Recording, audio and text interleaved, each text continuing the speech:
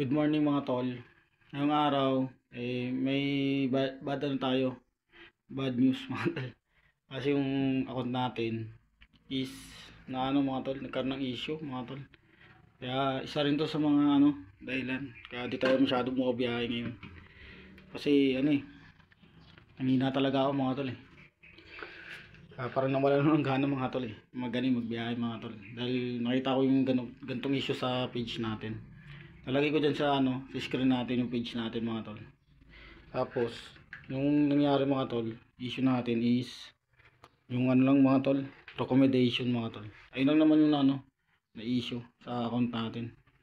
Tapos yung mga yung mga content monetization, yung mga bonuses, pati yung mga ads mga tol. Ano yun?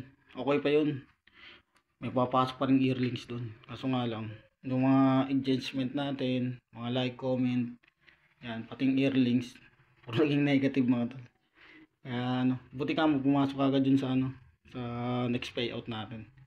Kaso need pa rin ng $100 para ma-hit natin yung yung quota ni Facebook para tuloy-tuloy yung sahod natin. Ito ang dahilan mga tol kaya di muna bumabiyahe. Yun nga mga tol. Kaya ngayon, babaya tayo ngayon mga tol. Ito nag-ayos lang ako ng ang natin, gamit natin pambiyahe. Ngayon Sabado pa lang ngayon mga tol.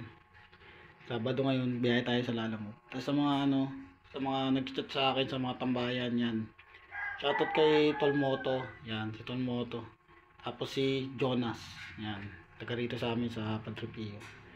Kaya yun, lesson learned na sa atin to, nangyari sa atin, dapat sa mga pinupost natin dito sa Facebook. Kaya sa mga kapwa ko content creator, mag-ingat kayo sa mga pagpo-post nyo mga tol. Kasi nga akin mga tol, hindi naman video yun mga tol. Ano lang yun, photo lang yun mga tol, picture lang. Alam nyo naman ako, may ako mag-post ng mga picture mga tol. Kasi sa yun, ipapasok sa bonuses. Malaking kitaan sa sa picture, sa mga photo. Kaya nagkamali tayo ng pag-post. Sa atin to, lesson learned mga tol. Tapos i-update ko pala kayo mga tol dito sa bago natin ipapamimigay sa inyo. Mga tol, ito yung ipapamimigay ko sa inyo mga tol. Ayun mga tol, may sticker na tayo mga tol. Jom Nation mga tol. Kaya sa mga makakita sa akin sa daan, makasalubong ako sa daan, lalo na dito sa Pandibulacan o kaya sa kahit saan Bulacan mga tol. Kasi binabayay ko naman lahat yan. Naikutan natin lahat yan. Ngayon, pag nakilala nyo ako mga tol, ito, sticker natin. Lang to mga tol, libre lang to. Basta kahit hindi ka nakapalo sa akin, kahit hindi ka nag-like, comment, basta mamukha mo lang ako, makilala mo lang ako, bibigay tayo ng sticker. Free lang to mga tol. Kaya salamat sa lahat ng mga sumusuporta sa atin yan. Sa lahat ng mga tumatangkilik mga tol. Kahit ganito tayo mga tol, di ba? Di ko in-expect na magkakaroon tayo ng mga ganito opportunity. Yun kung dati na issue, ayusin natin yun mga tol. Naman ako, nag-oversize board na rin ako ron. Tapos nagano rin tayo, nagano rin tayo, report to problem mga tol. Nagano na ako doon, lahat nagpasa na ako. Ngayon may nakalagay doon, May 27 pa raw nung due date nila.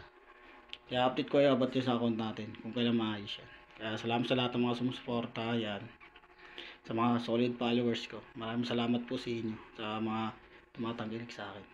Kaya babae tayo, gabayan nawa tayo ng Diyos mga tol sa lahat ng ating gagawin. God bless sa atin lahat.